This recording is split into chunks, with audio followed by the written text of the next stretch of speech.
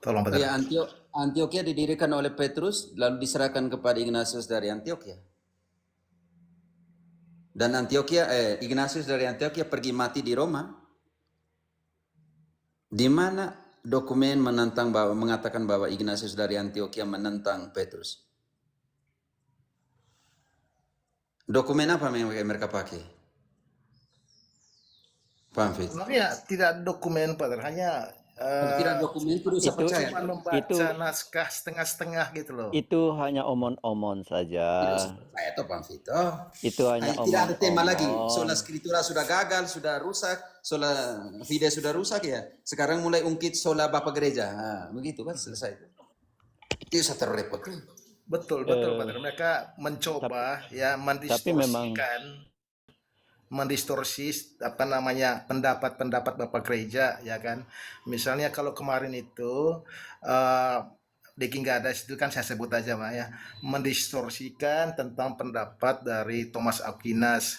Menurut dia ya, bahwa Thomas Aquinas itu menentang infabilitas Paus, padahal di dokumen itu menjelaskan bagaimana Santo Thomas Aquinas itu menjelaskan dengan baik mana infalibilitas Paus, mana yang bukan. Tapi batas-batasnya. ya, tapi De King Gadas mengambil kesimpulan bahwa Thomas Aquinas itu menentang infabilitas Paus. Itu persoalannya. Infalibilitas. Iya, betul. Jadi memang Pater akhir-akhir ini ya kalau Pater tadi bilang mereka gagal di sola scriptura dan sola sido yang lain itu. Nah, kini mereka menggiring ya dengan sedikit membaca bapak-bapak gereja mengambil kesimpulan ya seudel dia padahal pemahaman dia itu hitam kuku ya. Ya kalaupun kuku itu ada hitamnya berarti nggak ada sebenarnya. Tapi mereka ingin apa namanya membelok-belokkan gitu loh, Pater. Itu persoalannya di situ, Pater. Tapi Begitu. itu mencerminkan fakta di Indonesia bahwa sejarah gereja kayaknya agak bergema ya. Betul. Apakah Mungkin Paman Pamfit bisa di-mute dulu mic-nya pas Pater Marcel bicara ya. Terima kasih. Lanjut Pater Marcel. saya melihat bahwa banyak sejarah yang kemudian ditulis dalam sumber-sumber kita di Indonesia ini, itu sejarah yang diselewengkan. Ada beberapa informasi yang tidak valid, dan ini juga menjadi otokritik juga untuk kita Gereja Katolik.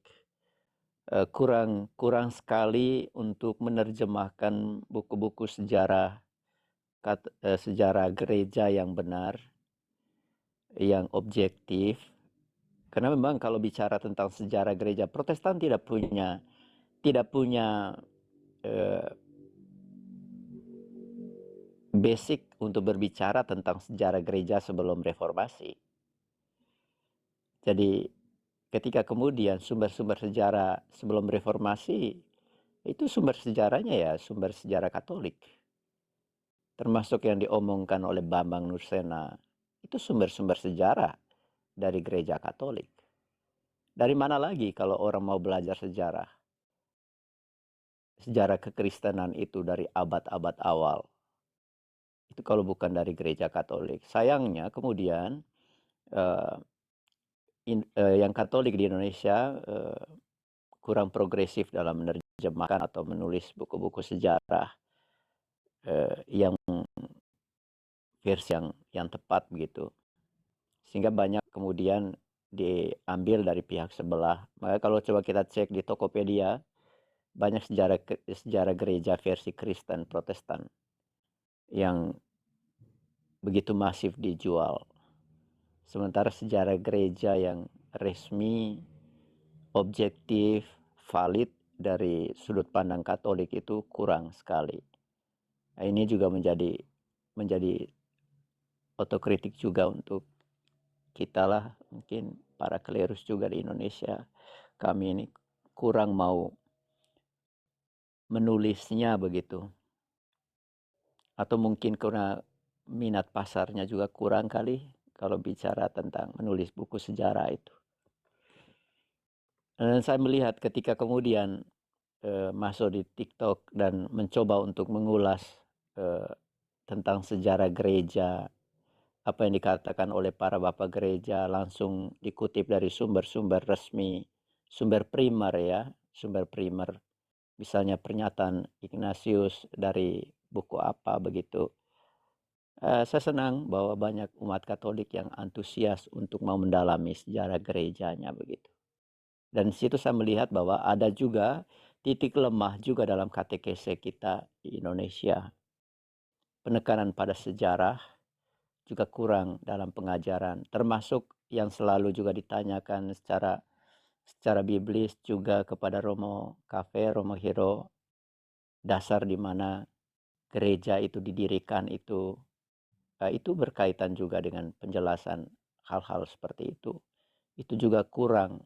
Karena dalam homili-homili para imam di gereja, kita memang menghomilikan sesuai dengan apa yang dituliskan di dalam kalender liturgi, bacaan-bacaan. Jadi yang dihomilikan utama itu adalah Injil dalam kaitan dengan bacaan pertama dan bacaan kedua. Jadi kita tidak bisa menghomilikan di luar itu kecuali di bagian sebelum berkat penutup atau sebelum berkat penutup mungkin ada tambahan untuk katekese, tapi jarang yang melakukan mungkin karena pengumumannya sudah panjang. Jadi banyak para romo kemudian tidak mengambil waktu itu juga untuk memberikan katekese singkat berkaitan dengan sejarah gereja.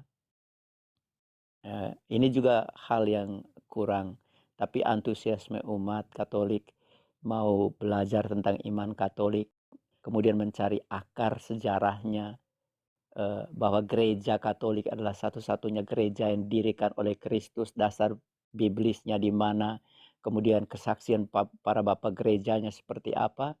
Ini merupakan sebuah harapan bahwa antusiasme itu sudah muncul di kalangan umat Katolik sendiri yang awal-awalnya terkenal adem ayem dalam iman Katolik gitu. Pokoknya ya yang penting pergi misa hari Minggu, pulang, ikut ibadat di lingkungan di KUB, tetapi kemudian ada kerinduan lebih untuk mau mencari tahu tentang iman Katolik. Ini harapan untuk belajar lebih dalam sehingga mungkin para romo atau awam Katolik yang belajar teologi, belajar tentang sejarah gereja bisa kemudian share sedikit-sedikit pengetahuannya melalui VT-VT mereka di TikTok atau di YouTube untuk membantu selain meluruskan sejarah yang diselewengkan, juga memberikan pemahaman yang benar tentang sejarah gereja dan tafsiran yang benar seperti yang dilakukan Romo Hero itu tafsiran yang benar dalam kesetiaan dengan tafsiran para bapak gereja, bahwa kitab suci itu lahir dari gereja. Jadi Yesus tidak pernah menuliskan satu ayat pun. Dia tidak meninggalkan Alkitab, tapi dia mendirikan gereja. Dan gereja lahir terlebih dahulu, baru kemudian kitab suci itu ditulis di dalam gereja, dalam konteks gereja. Maka ada kuasa untuk menafsirkan kitab suci itu supaya menjaga kesetiaan pada ajaran para rasul. Dan ketika romo-romo mengajarkan Alkitab itu, penafsiran Alkitab itu, dia tidak akan pernah lepas apa yang ditafsirkan oleh Tertullianus, Chrysostomus, dan para bapak gereja lainnya, terutama mereka yang adalah murid-murid dari para rasul itu, yang menjadi rantai penghubung dengan zaman para rasul itu. Sehingga ada kesinambungan dalam penafsiran, dalam pemahaman, karena mereka adalah murid-murid langsung dari para rasul, yang mendengar langsung pengajaran para rasul. Dan ketika mereka memahami sebuah ayat, mereka memahami langsung dari para rasul.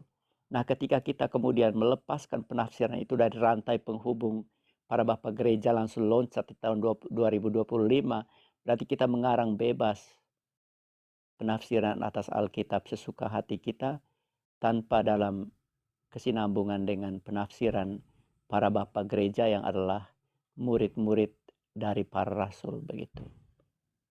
Maka ketika umat Katolik mau mendengarkan tentang eksegese, ya dengarkanlah eksegese Alkitab itu dari para imam Katolik, karena pasti akan selalu dalam kesetiaan dengan penafsiran para bapak gereja. Misalnya Hawa yang lama itu dikaitkan dengan Maria, kemudian Maria sebagai tabut perjanjian baru. Itu bukan tafsiran kekinian dari gereja Katolik, tapi itu para bapak gereja sudah melihat itu. Kalau misalnya Maria dilihat sebagai Hawa